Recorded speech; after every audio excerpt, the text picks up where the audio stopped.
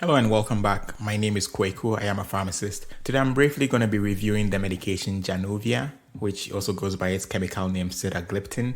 We will be taking a look at what it is and how it works. We will take a look at some side effects, some precautions, or some general best practices if you take Januvia or if you are considering it. Quick disclaimer that this review is for informational purposes only and is not intended to be a substitute for medical advice from your physician. So Januvia is a medication that is used to manage type 2 diabetes. It belongs to a class that is quite a mouthful to pronounce: dipeptidyl peptidase 4 inhibitors. It is typically shortened to DPP4 inhibitors, and therefore throughout the course of this video, that is how I'll be referring to it. Januvia works by indirectly improving insulin secretion. This it does by preventing a group of hormones called incretins from being destroyed. Now, these incretins are naturally occurring substances or compounds in the body that are released in response to food. Incretins cause an increase in insulin secretion.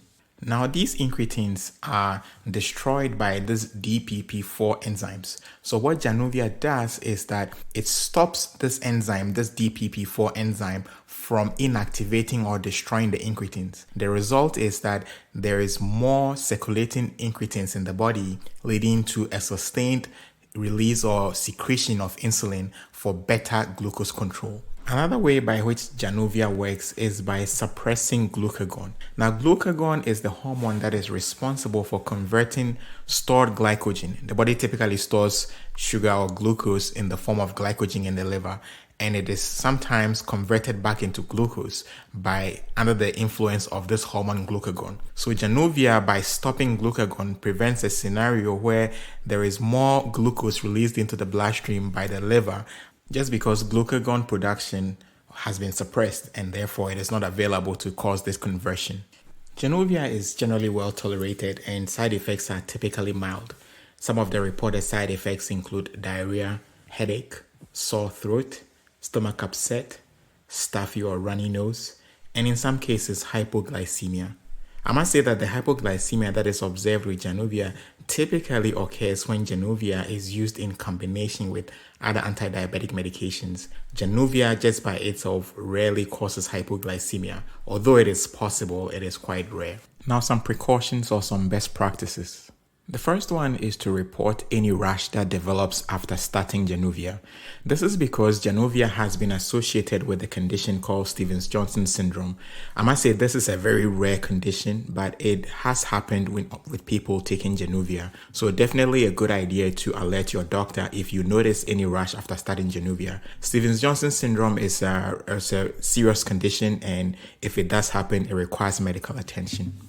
Also, be sure to let your doctor know if there is any history of kidney disease. If there is kidney disease, it doesn't necessarily mean that you cannot take Januvia. However, they will typically start you on the lowest possible dose, which is 25 milligrams once a day. In rare cases also, Januvia has been associated with angioedema, which is an allergic reaction which may be characterized by swelling of the tongue, face, lips, sometimes difficulty breathing, difficulty swallowing. So if you've previously experienced any of this, or you know for sure that you've had angioedema in the past, be sure to let your doctor know before they even start you on Januvia. Be sure also to report any persistent joint and muscle pain, which may be a sign of muscle injury. Januvia has, in very rare instances, been associated with that. So definitely a good idea to let your doctor know if any joint or muscle pain is persistent and doesn't seem to go away once you start Januvia. Like I said, these precautions or potential side effects are very rare, and a lot of people take Januvia consistently without any significant issues. Of course, if they are bothersome and they affect your quality of life in any way, then definitely a good idea to discuss with a doctor to see if there are better options for you. I hope you found some value in this video. If you did, if you could give it a thumbs up, if you could share with somebody else who you think may find it beneficial, and also most importantly, if you can subscribe to the channel as well. Thank you so much, and I'll see you on the next video.